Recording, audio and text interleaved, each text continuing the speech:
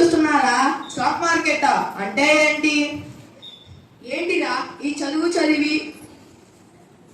చదివి ఉద్యోగం సంపాదించి డబ్బులు సంపాదించాలి. కానీ ఇప్పుడు డబ్బులు సంపాదించాలి అంటే కావలసింది చదువు కాదు, స్టాక్ మార్కెట్ ఉన్నాయి.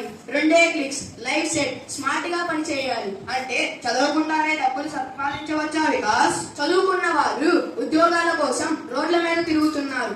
మనం స్మార్ట్ గా డబ్బులు సంపాదించాలి. అదే కదా మా నాన్న కూడా అలానే చెబుతూ ఉంటాడు. పాస్ అయితే చాలు, ఎక్కువ స్ట్రెస్ తీసుకోవద్దు అని. సరేరా, బెల్లు కొట్టారు, క్లాస్కి వెళ్దాం పదా.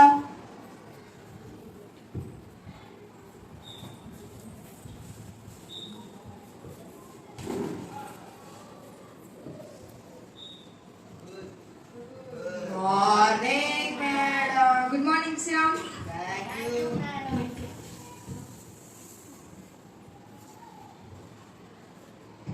ఏ హస్మిత్, క్లాస్ లో ఎందుకు శ్రద్ధగా ఉండవు? చదువుకోవడానికి స్కూల్ కి వచ్చింది. మేడం, చదివి మాత్రం ఏది సాధించారు? ఏది చేసినా చివరికి నెల జీతం కోసమే కదా. శ్రీరామ్,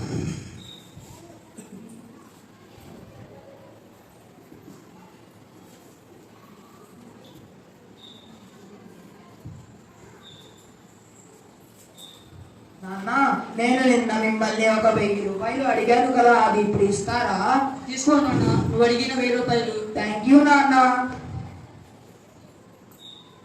ఏమండి, టీచర్ ఫోన్ చేశారు హస్మిత్ చదువు గురించి.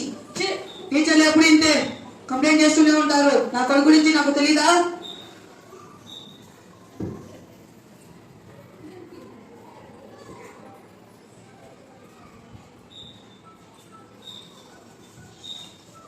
హస్మిత్, కమ్ హియర్. ఏంటి మేడం? రేపు మీ పేరెంట్స్ ని స్కూల్ కి తీసుకురా, ఒకసారి మాట్లాడాలి. సరే మేడం.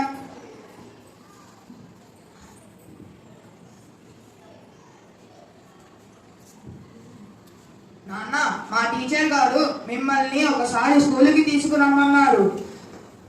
సరే నాన్న, రేపు కలిసి ఇద్దరం స్కూల్కి వెళదాం. సరే నాన్న. ఏమండి, మీతో పాటు నేను కూడా స్కూల్ కి వస్తాను. ఏం అవసరం లేదులే, ఇంట్లో కూర్చో.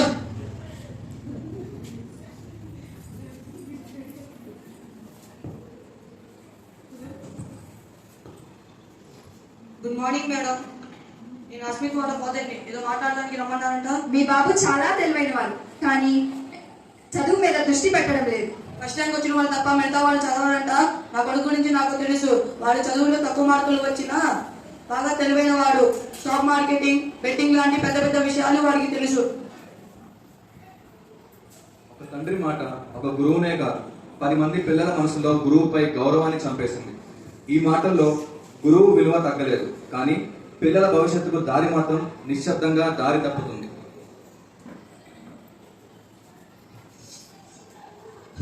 ఏమైంది అస్మిత్, అలా ఉన్నావు? నీ ఎగ్జామ్ రిజల్ట్ ఏమైంది?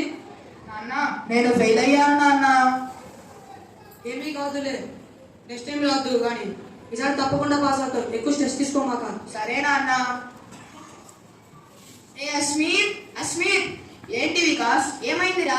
ఎగ్జామ్ లో ఫెయిల్ అయ్యావంటగా? అవును వికాస్, ఎగ్జామ్ లో ఫెయిల్ అయ్యాను. నేను ముందే చెప్పాను కదరా నీకు చదువు సెట్ అవ్వదని. ఇప్పుడు పెద్ద ఛాన్స్ ఉంది. స్టాక్ మార్కెట్ లో డబ్బులు పెట్టు, 1 నెలలో డబల్ అవుతుంది. సరే, ఈ డబ్బులు సంపాదించానని మా నాన్నకి చెబుతా. చాలా చాలా హ్యాపీగా ఫీల్ అవుతాడు. 1 మంత్ లేటర్. వికాస్, నా డబ్బులు డబల్ అయ్యాయా? మా నాన్నకు చూపించాలి, త్వరగా చూడరా. అరే అస్మిత్, నీ పేరు మీద కొన్న స్టాక్స్ లాస్ లో పడ్డాయి. నువ్వే ఇంకా డబ్బులు ఇవ్వాల్సి ఉంది. అదేంట్రా, 1 నెలలో డబ్బులు డబల్ అవుతాయని చెప్పావు కదా. నాకు మాత్రం ఏమి తెలుసు? రిస్క్ చేయాలి. రిస్క్ చేసినప్పుడు ఒకసారి భారీగా లాస్ వస్తుంది, ఒకసారి భారీగా లాభం వస్తుంది. దీనినే రిస్క్ తీసుకోవడం అంటారు.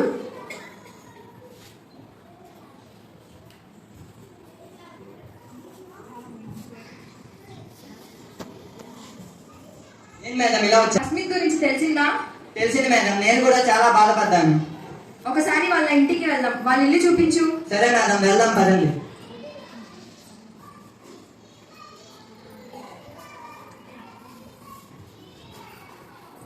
ఏంటి దశరథ్, ఇలా వచ్చావు? నేనే కాదు, మేడం కూడా వచ్చారు. సరే, లోపలికి రండి. సరే సరే గాని నీ గురించి నాకు ఒక విషయం తెలిసింది. స్టాక్ మార్కెట్ లో డబ్బులు చాలా పోయినాయి అంట కదా. అవును దశరథ్, చాలా నష్టపోయాను. అస్మిత్, నువ్వు నన్ను ఎప్పుడూ బుక్కామని ఎగతాళి చేస్తూ ఉండేవాడి. కానీ నేను భయంతో కాదు, బాధ్యతతో చదివాను. గురువుల పట్ల నమ్మకంతో చదివాను. అంకుల్, నేను ఈ మాటలు శ్రద్ధగా విని చదువుకున్నాను. మీరు కూడా టీచర్ చెప్పిన మాటలు వినుంటే ఈ రోజు అస్మిత్ ఈ పరిస్థితి వచ్చేదే కాదు.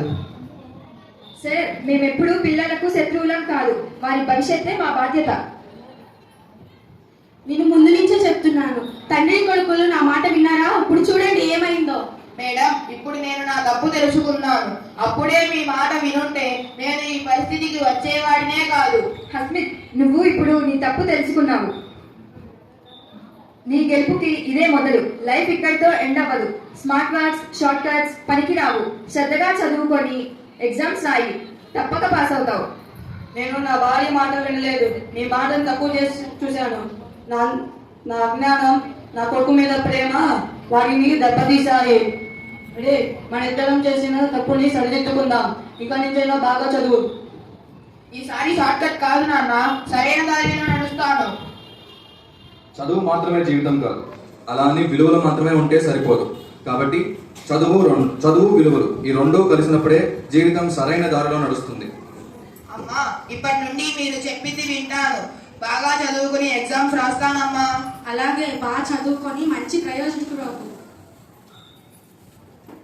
పిల్లలకు ప్రేమ ఇవ్వండి, కానీ దారి తప్పితే దారి చూపించండి. స్వేచ్ఛ ఇవ్వండి, కానీ వారి భవిష్యత్తు చేజారనివ్వకండి.